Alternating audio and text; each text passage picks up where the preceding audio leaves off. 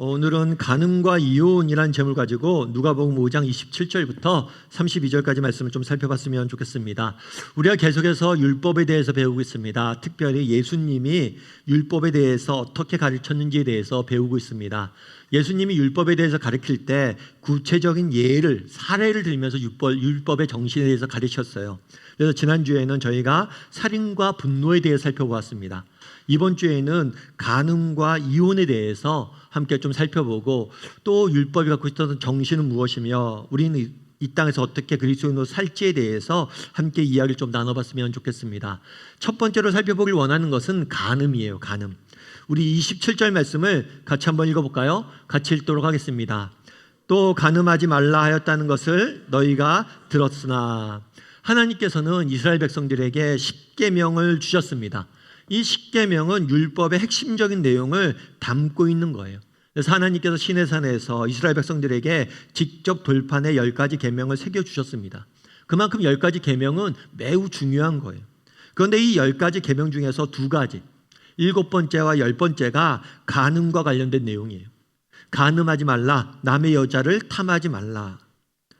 그러니까 10가지 중에서 2개니까 20%, 5분의 1이 이 간음에 대한 이야기예요. 그만큼 간음의 문제를 굉장히 중요하게 다루고 있는 것을 우리는 보게 됩니다. 그렇다면 왜 이 간음의 문제를 중요하게 다루고 있을까요? 그것은 간음이 갖고 있는 파괴성이 크기 때문이에요. 간음은 우리의 관계를 본질적으로 무너뜨리고 우리의 가정의 근간을 파괴하는 무서운 죄이기 때문에 간음에 대해서 굉장히 중요하게 다루고 있는 거예요. 안타까운 점은 뭐냐면 오늘날 우리 사회가 현대사회가 될수록 이 간음이나 불륜에 대해서 점점 사소하게 생각하고 있다는 거예요.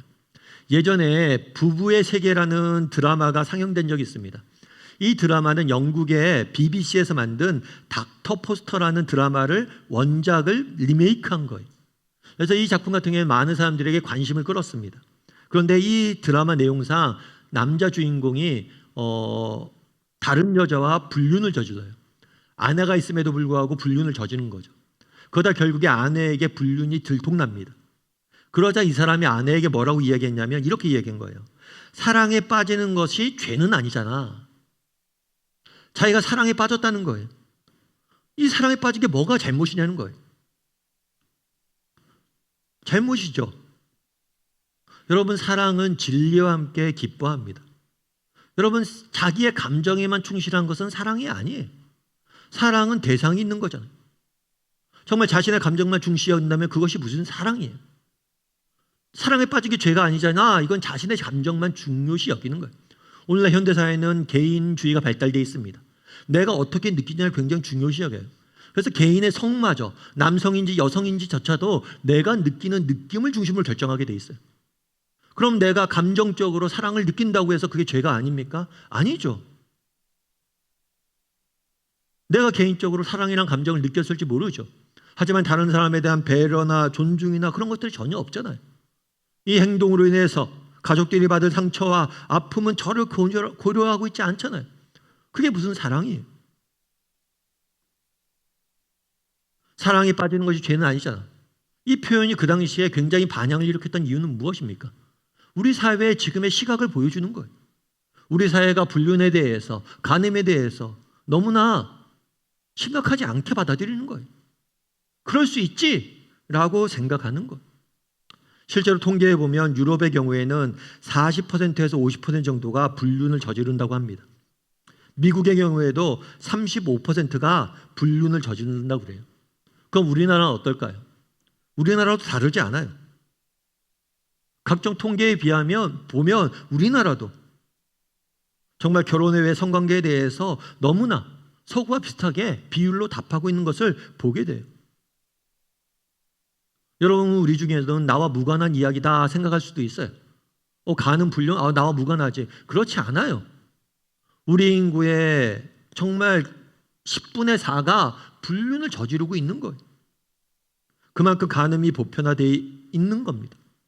뿐만 아니라 이렇게 해서 간음이 이렇게 발견될 경우 그 간음이 발견된 가정 같은 경우에는 60% 이상이 이혼으로 끝난다고 그래요. 그리고 오늘 재판까지 가는 재판 이혼의 경우에 가장 중요한 원인이 배우자의 불륜이란 것.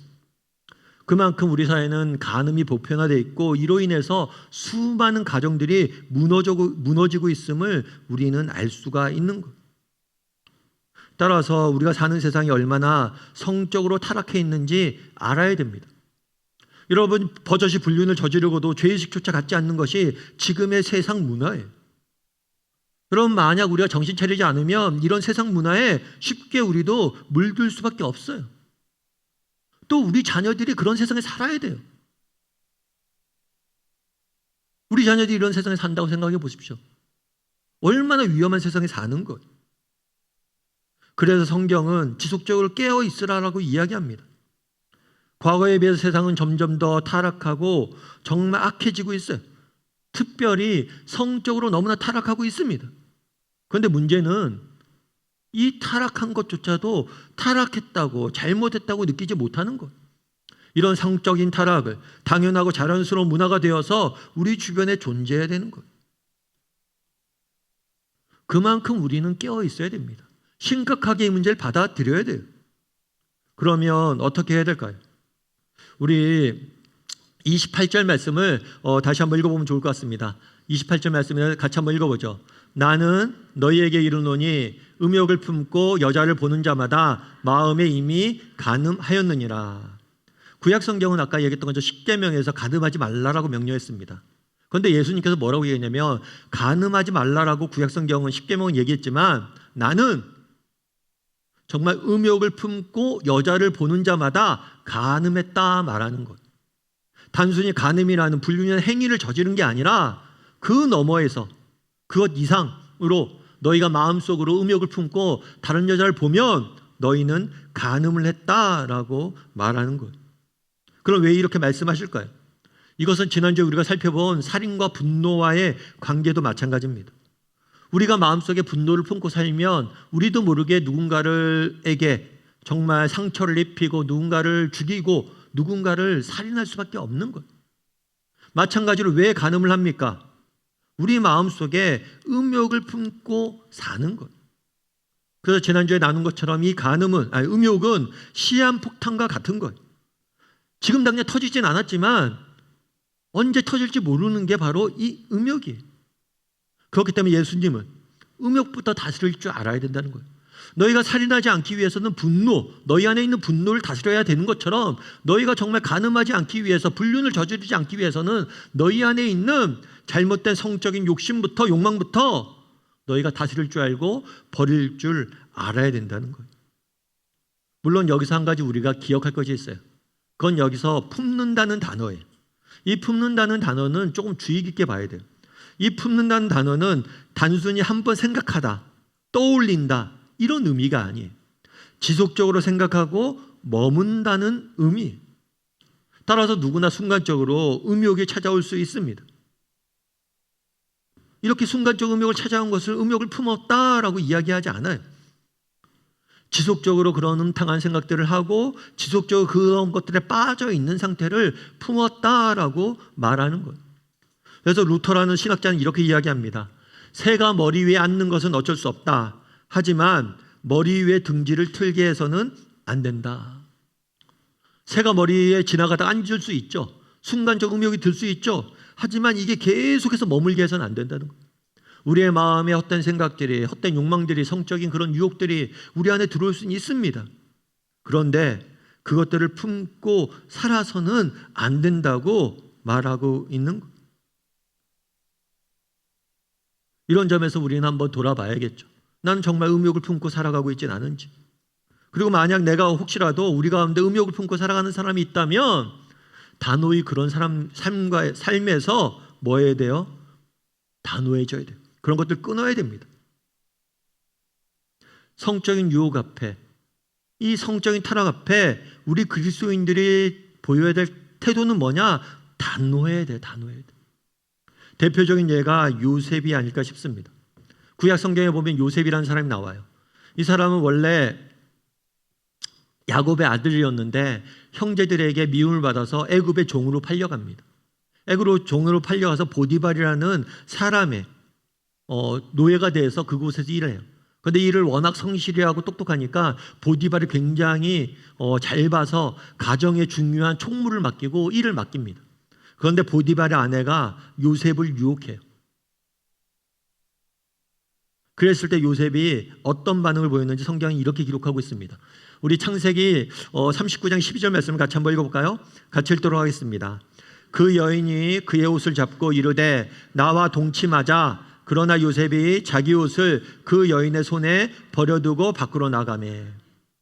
여인이 옷을 붙잡고 성적으로 유혹하는 거죠. 그러자 요셉이 뭘 했다고 그랬어요? 옷을 그 여인의 손에 버려두고 밖으로 나갔어. 마치 도망치듯이 밖으로 나간 것. 요셉은 보디발의 아내와 같은 공간에 있지 않았습니다. 그는 아내의 유혹을 이겨낼 수 있다고 생각하지 않았어요. 그냥 뭘 했어요? 도망쳤어요. 그냥 단호하게 안 돼 라고 말하고 떠난 거예요. 여러분, 성적인 유혹 앞에서 머뭇거리면 안 됩니다. 여러분, 머뭇거리면 넘어지게 되어 있습니다. 여러분, 하영조 목사님을 아실 거예요. 온누리 교회를 개척해서 정말 온누리 교회를 통해서 많은 선한 영향을 미친 목사님이죠. 지금은 하늘나라에 가 있지만 하영조 목사님이 설교를 때 이렇게 말씀하셨어요. 뭐라고 얘기했냐면 음란한 영상을 보며 죄 안 짓겠다고 하는 어리석은 생각은 하지 마십시오. 그런 것들은 빨리 버리십시오. 우리를 유혹하는 모든 요소를 근본적으로 잘라 버려야 합니다. 그 길밖에 없습니다. 죄를 짓기 쉬운 직업을 가진 사람이 있다면 빨리 직업을 바꾸십시오. 그 안에서 죄 안 짓겠다고 발버둥 쳐도 소용이 없습니다. 담배, 술, 도박, 사치스러운 오락 등 죄를 잘 짓도록 유혹하는 매개체를 빨리 끊어야 됩니다. 무슨 얘기입니까? 정말 내가 음란한 세상 문화가 있어요. 음란한 세상에 그런 것들이 있습니다. 그런 것에 발을 반쯤 담그고 나는 괜찮겠지 이런 생각하면 안 된다는 거예요. 그것처럼 어리석은 생각이 없다는 거예요. 요셉처럼 뭘 해야 돼요? 도망쳐야 돼요. 단호하게 그곳으로 새서 벗어나야 돼요. 여러분, 적당히 내가 발을 반쯤 담그고 있어도 괜찮겠지 이런 생각 갖지 마십시오. 여러분, 시한폭탄과 같은 거예요. 단호하게 끊어야 돼요. 뿐만 아니라 뭐라고 얘기했어요? 밖으로 나가매라고 그랬어요. 밖으로. 밖은 어떤 공간입니까? 사람들이 많은 공간이죠. 많은 사람들이 자기가 어떻게 사는지 볼 수 있는 공간이에요. 마찬가지입니다. 여러분, 필요하다면 그런 것들 단호하게 끊으십시오. 뿐만 아니라 여러분의 삶을 오픈하세요. 숨기지 마세요. 숨기는 것들이 없도록 만드십시오. 정말 믿음의 동역자들과 함께하고 정말 내 모든 것들을 누구나 볼 수 있게 공개하십시오. 삶에 정말 숨겨진 영역들을 만들지 마세요. 그랬을 때 우리는 스스로를 지킬 수 있는 거예요. 특별히 우리는 믿음의 공동체들이 있잖아요. 정말 믿음의 형제 자매들이 있잖아요. 우리 믿음의 형제 자매들에게 내 삶의 문제를 이야기하고 공개하고 나누고 기도 제목을 나누면서 함께 이겨내야 되는 거예요. 예전에 영상물 하나를 본 적이 있어요. 그 영상물은 어떤 영상물이냐면 미국에서 911, 9.11 테러가 일어났을 때 일입니다. 알케이다 테러리스트들이 미국의 민간 항공기를 납치해서 뉴욕과 워싱턴 DC를 공격한 사건이었어요. 그때 이 사건은 현대 역사상 가장 치명적인 테러 사건으로 기록되어 있습니다. 항공기가 뉴욕에 있는 세계무역센터, 뉴욕을 상징하는 건물이죠. 그 건물에 들이받았어요. 그래서 건물이 무너진 거예요. 세계 경제의 상징과도 같은 건물이 무너지고 또 그 건물이 무너지다 보니까 사람들이 그곳에서 막 빠져나오는 거예요. 그걸 영상물로 이렇게 담아놨어요. 사람들이 막 빠져나오는 거죠. 그런 다음에 이 사람이 그런 얘기를 하는 거예요. 무슨 얘기를 하냐면 정말 무너져가는 건물에서 빌딩에서 우리가 도망치듯이 빠져나오는 것은 당연합니다. 마찬가지로 우리는 도망가야 됩니다. 무엇으로부터 도망쳐야 됩니까? 세상 문화로부터 도망쳐야 됩니다. 타락하고 정말 이 죄를 짓기 위해서 우리를 유혹하는 이 성적으로 타락한 세상 문화, 현대 문화로부터 우리는 도망쳐야 됩니다. 그래서 run이라는 단어를 계속 외치더라고요. 도망쳐야 된다. 여러분, 우리는 무너진 건물이 무너진다고 생각해 보세요. 여러분 도망치겠죠. 그런데 여러분 세상 문화 속에 있으면서 정말 그런 잘못된 문화 속에 발을 반쯤 담그고 있지는 않습니까? 도망쳐야 되는데 오히려 그 안에서 나는 괜찮겠지 하고 있지는 않습니까? 여러분, 무너지는 건물에서 도망쳐야 돼요. 마찬가지입니다. 여러분, 정말 이 타락한 세상 문화 속에서 요셉이 그랬던 것처럼 단호하게 도망쳐야 돼요. 세상 문화와 구별돼야 돼요. 끊어야 돼요. 뿐만 아니라 내 삶을 공개하고 정말 내 밖으로 나와서 믿음의 동역자들과 함께 그것들을 이겨내기 위해서 노력해야 돼요.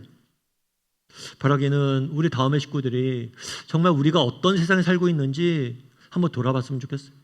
그리고 나는 이 세상에서 어떤 자세로 살고 있는지, 혹시라도 나는 괜찮겠지 하고 하면서 같이 세상과 함께 무너지고 있지는 않은지, 그 무너지는 빌딩 안에 머물고 있지는 않은지 돌아보고 정말 그곳으로부터 도망쳐 나올 줄 아는 저나 여러분이 되기를 주님의 이름으로 소원합니다. 우리 옆 사람에게 인사했으면 좋겠습니다. 유혹을 이겨냅시다. 한 번 더 인사할까요? 함께 단호해집시다. 두 번째로 살펴보길 원하는 것은 이혼의 문제예요. 사실 우리 중에는 이혼, 그건 나와 무관하지 라고 생각할 수 있어요. 그리고 우리 젊은이 중에는 결혼도 안 했는데 목사님 무슨 이혼이에요? 이런 생각이 할 수 있어요. 그런데 저희가 통계를 한번 보니까 2023년도에 우리나라에서 결혼한 가정이 19만 쌍, 그러니까 19만 쌍이 결혼을 했어요. 2023년에. 그런데 이혼한 쌍은 9만 쌍이에요. 결혼이 20만 정도 했다면 이혼도 10만 정도 한 거예요. 다르게 말하면 절반 정도가 이혼한 거죠. 물론 결혼한 사람들이 바로 이혼한 건 아닐 거예요. 우리 사회에 결혼한 사람들에 비해서 반 정도가 계속해서 이혼을 하고 있는 거예요. 그 이혼은 젊은 사람부터 나이가 많은 사람까지 전 연령대에서 고루 이혼이 이루어지고 있는 거예요. 그만큼 가정이 많이 무너져 있고 이 이혼의 문제는 우리와 무관한 문제가 아닙니다. 우리가 살아가는 세상에 절반이 지금 이혼하고 있다면 이것은 우리와 매우 관련되어 있는 문제예요. 내가 아직 결혼하지 못했더라고 하더라도 이 부분에서는 미리 배워둬야 돼요. 여러분, 그러면 성경은 이혼에 대해서 어떻게 가르칠까요? 우리 31절부터 32절까지 말씀을 같이 한번 읽어볼까요? 같이 읽도록 하겠습니다. 또 일러스되 누구든지 아내를 버리려거든 이혼 증서를 줄 것이라 하였으나 나는 너희에게 이르노니 누구든지 음행한 이유 없이 아내를 버리면 이는 그로 간음하게 하며 또 누구든지 버림받은 여자에게 장가드는 자도 간음함이니라. 오늘 본문에 보면 이렇게 예수님 말합니다. 음행한 연고 없이 아내를 버리면, 여기서 우리가 1차적으로 알 수 있는 게 있어요. 여러분, 성경은 이혼에 대해서 허락을 합니다. 특별히 어떤 경우에 음행에 문제가 있는 경우에만 이혼을 허락한 거예요. 부부가 정절을 지키지 않고 성적으로 탈선하면 이혼할 수 있다는 단서 조항을 달아둔 거예요. 앞서 살펴본 것처럼 정말 불륜과 간음은 정말 성경이 하나님이 이혼을 허락할 정도로 무서운 죄예요.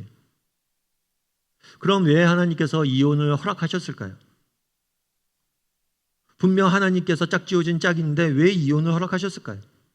그것은 하나님이 우리의 약함과 부족함을 아시고 탈출구를 마련해 두신 거예요. 예를 들면 그런 거죠. 여러분 결혼했습니다. 그런데 배우자가 가정폭력을 행사를 해요. 쉴 새 없이 배우자를, 가족들을 때려요. 집안에서 비명소리가 끊이질 않아요. 그런데 그런 상황이에요. 매일같이 매맞아야 돼요. 가정에서. 폭력이 난무합니다. 가정이. 그런데 이혼하면 안 된다. 이혼하면 사형이다. 라고 말하면 어떻겠어요? 그 사람은 그곳에서 죽어야 되는 거예요. 그런데 하나님께서 정말 그렇기 때문에 하나님께서는 도저히 가정을 유지할 수 없을 때에는 이혼을 허락하신 거예요. 정말 세상이 너무나 악하고 세상이 너무나 타락해서 가정이 아니라 지옥으로 만들 경우에 하늘에서 정말 우리의 형편을 아시고 불쌍히 여기시는 셔서 하나님께서 이혼을 허락하셨음을 우리는 보게 되는 거예요. 그런데 우리가 여기서 한 가지 기억할 점이 있어요. 그건 뭐냐면 성경은 불가피한 경우에 이혼을 허락했습니다.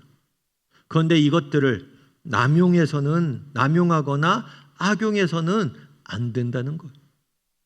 실제로 고대사에서는 이런 것들을 악용했어요. 오늘 본문에 보면 이렇게 쓰죠. 또 일렀으되 누구든지 아내를 버리려거든 이혼 증서를 줄 것이라. 구약 성경에도 보면 이혼을 허락했어요. 어떨 때 허락하냐면 아내에게 수치스러운 일이 있으면 이혼을 해도 된다라고 이야기를 했어요. 이 수치스러운 일이란 앞서 얘기했던 것처럼 그런 불륜이나 성적인 그런 간음이나 이런 걸 의미해요. 그런데 이 수치스러운 일을 사람들이 아전인수격으로 해석을 했어요. 쾌재를 부르면서 자기 마음대로 이것들을 생각한 거죠. 그래서 이혼한 거예요. 뭐 아내가 밥을 잘 안 챙겨줘요. 그럼 그게 이혼 사유가 되고, 내가 이것 때문에 수치를 당했다. 아내가 아름답게 안 꾸몄어요. 그게 또 내가 수치가 됐다. 이렇게 온갖 것들을 이야기하면서 이혼을 했던 거예요. 게다가 특별히 그 당시에는 남성 중심 사회였어요. 이혼을 하면 모든 책임이 여성에게 있었어요. 그래서 이혼하면 여성이 잘못해서 이혼한 거다, 이렇게 되어 있는 거예요. 그럼 여성 입장에서 어떻습니까? 집안에서는 말도 안 되는 일로 타답을 받습니다. 그런데 이혼도 못해요. 왜냐하면 이혼하면 사회적으로 자기가 매장되니까. 그래서 성경은 뭐라고 얘기한 거냐면, 그렇게 악용하고 오용하는 제도가 있으니까 너희가 정말 어떤 여자와 결혼해서 못 살고 이혼하겠거든, 그 여자에게 이혼 증서를 써줘라. 이 증서를 써주면 이 여자는 뭐가 되는 거예요? 사회적으로 지위를 보장받을 수 있는 거예요. 하나님께 성경은 정말 부득이한 경우에 이혼을 허락했어요.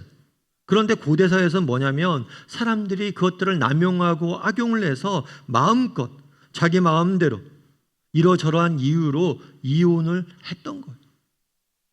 그래서 성경은 경고하고 있는 거죠. 그럼 오늘날 우리 사회는 어떨까요?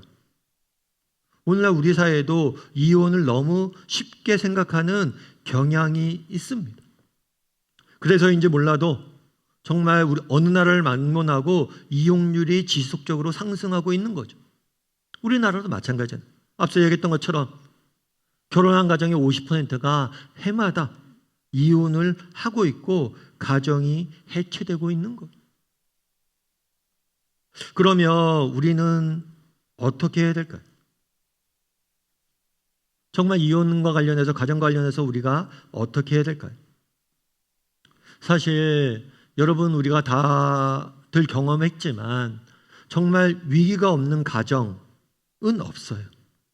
정말 결혼을 해서 365일 수십 년 정말 따뜻한 봄날처럼 따스하고 모든 것이 좋기만 하는 가정은 없습니다.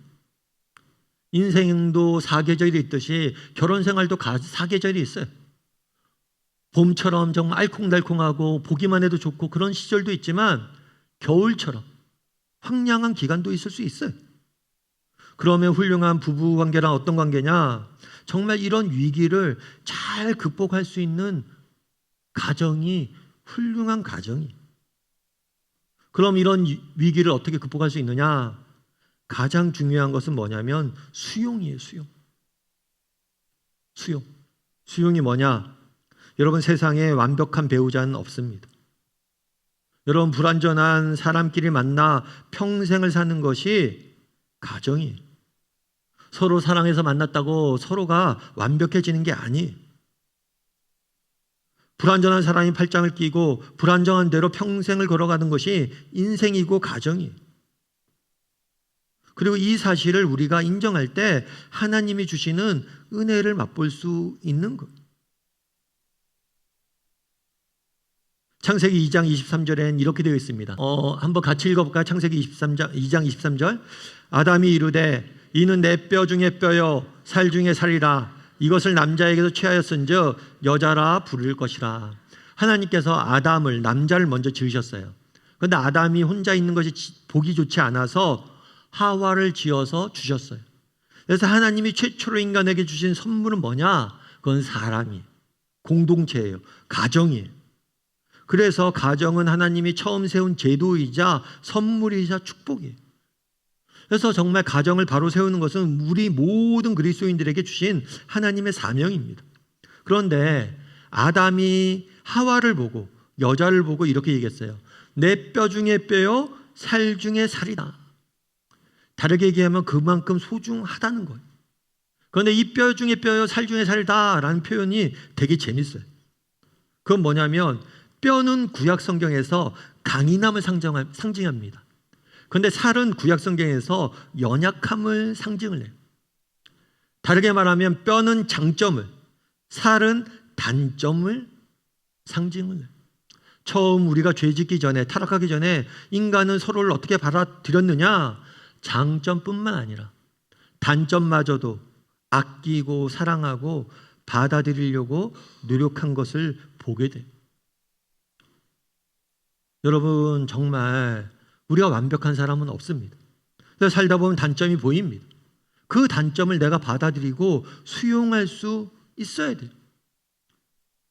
때로는 정말 우리의 기대나 바램, 정말 이랬으면 좋겠는데, 이러면 좋을 것 같은데 그런 것과 전혀 다른 모습을 우리가 발견할 수 있어야 돼요. 있어요. 그럴 때라도 우리가 그 모습을 뭘 할 수 있어야 돼요? 수용하고 기다릴 수 있어야 됩니다. 특별히 정말 단점이라고 이야기하는 것이 나의 욕심이 아닌지는 돌아봐야 돼. 정말 이 사람, 이것이 그 사람이 정말 단점일까? 아니면 내가 만들어낸 욕심의 단점이라는 허상을 입힌 것이 아닐까? 고대사에서는 그랬어요. 수치스러운 일, 그것들을 자신의 욕망을, 욕심을 추구하는 도구로 삼았던 거예요. 빌리 그레함이라는 목사님이 있어요.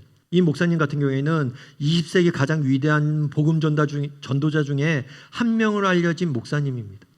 이 목사님 같은 경우에 전 세계를 다니며 수억 명의 사람들에게 복음을 전했어요. 뿐만 아니라 대통령의 목사로도 알려져 있습니다. 그래서 미국의 대통령들이 대통령 취임하면 이 목사님을 멘토로 많이 삼았어요. 그런데 이 목사님 아내가 루스 그레함이거든요. 근데 루스 그레함이 이제 글을 썼는데, 그래서 그런 얘기를 했어요. 뭐냐면 처음 빌리 그레함을 만났을 때 자기가 고민이 되게 많았대요. 왜 많았냐면 그 전에 빌리 그레함을 만나기 전에 자기가 기도해왔대요. 뭘 위해서 기도했냐면 배우자. 하나님, 제가 결혼하고 싶은데 저희가 결혼하면 이런 배우자가 됐으면 좋겠습니다. 그래서 자기가 원하는 배우자의 목록이 있대. 기도 제목이 있었던 거죠. 그런데 그 기도 제목과 하나도 맞지 않더래. 난 이랬으면 좋겠는데 저 사람은 저렇고, 난 이러길 원했는데 저 사람은 저렇고, 정반대였대. 하나도 맞지 않대. 그런데 정말 내가 기대했던 배우자의 모습과 일치하는 것이 하나도 없었는데, 그 과정을 통해서 하나님께서 얼마나 놀라운 일들을 이루셨습니까? 여러분, 정말 우리가 지금 당장 보고 느끼는 것이 전부가 아닙니다. 정말 서로에 대해서 연약함과 부족함만저도 품고 아낄 수 있을 때 우리는 가정을 통해서 주시는 하나님의 은혜를 맛볼 수 있는 거예요. 정말 우리가 서로를 수용하고 서로를 이해하고 받아주고 기다려주고 정말 서로를 위해서 기도해 줄 수 있어야 돼요. 여러분, 가정은 하나님이 우리에게 주신 사명입니다. 가정을 세우는 일은 결코 쉽지 않습니다. 하지만 우리가 인내함으로 서로를 기다려주고 믿음으로 서로를 위해서 기도했을 때 하나님께서 우리 가정을 통해서 놀라운 일들을 이루실 거예요. 서로의 당장의 모습에 실망하거나 낙심하지 말고 서로의 삶마저도, 단점마저도 아끼고 감춰주고 응원할 수 있는, 나아지기로 기다릴 줄 아는 사람이 되길, 그래서 하나님이 주시는 은혜를 맛보는 저나 여러분, 우리 가정들이 되기를 주님의 이름으로 소원합니다.